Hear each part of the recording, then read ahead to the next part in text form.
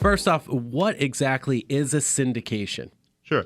So a syndication is basically a partnership where you just get together to try to buy something bigger, something that maybe you can't pull down by yourself, and you need like a group of partners to work together to buy it. So it could be larger multis, it could be this commercial building, it could be a hotel, it could be a bunch of different things. Sounds a lot like crowdfunding. It is a lot like crowdfunding. The SEC syndication been around a little longer, and crowdfunding takes a little longer to do it. In real estate, sometimes when you're making a purchase, you need to do it a little quicker. I'll give an example, because right now we're working on a deal in Idaho. We are purchasing a 50-unit complex.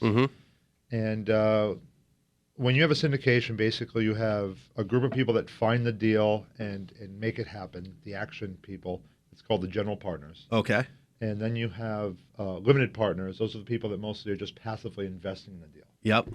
So the biggest difference with the general partners is they're the ones that put a lot of the time, the risk, and get some reward out of it. The limited partners just basically sit back and hope that their money does well.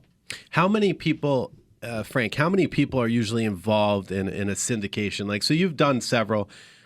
How many people are usually involved in those? Is it 3, 4, or there's no real number? It could be 100. And how exactly does the percentage of what they take work? Sure. So on the general partnership side, it's usually between 1 and up to 4 or 5 people. Not usually much bigger than that. Okay. Because each one has to have an active role and do something important. Oh, okay. And besides that, on the limited partner side, you might have 10, 20. You might only have 2 or 3, but you could have quite a few. So people are looking for different avenues of investment, specifically right now because people are scared about the stock market. It's towards its top. A lot of people are pulling money out and putting it into real estate, and this is a very timely conversation we're having here. How would somebody get started with that, and how would they know how much they should and should not risk?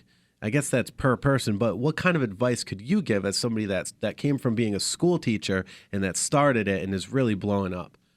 So investing, syndication is not necessarily for everyone. It does involve risk, just like everything else. But if you're going to invest in real estate, it's a good way to get involved. And it allows you mostly to get involved in other parts of the country. Okay, so if you're already a real estate investor locally, it's a way to just spread your wealth around. Got you.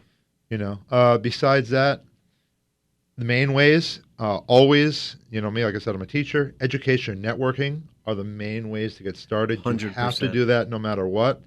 I did not invest in my first syndication deal for at least, 3 months, 6 months after studying and being all in, reading books and meeting people, going to conferences, etc. If you're a limited partner where you just invested the money, many but not all of the GP teams, they give what they call preferred returns. Yep.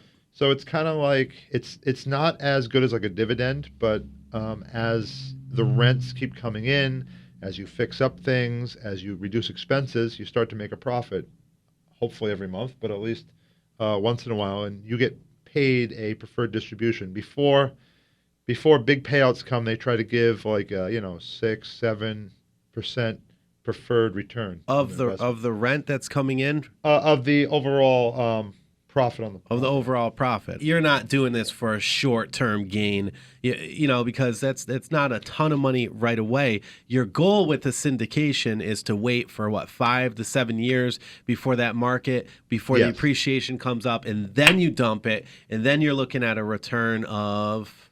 You could double your money, but it's not a guarantee.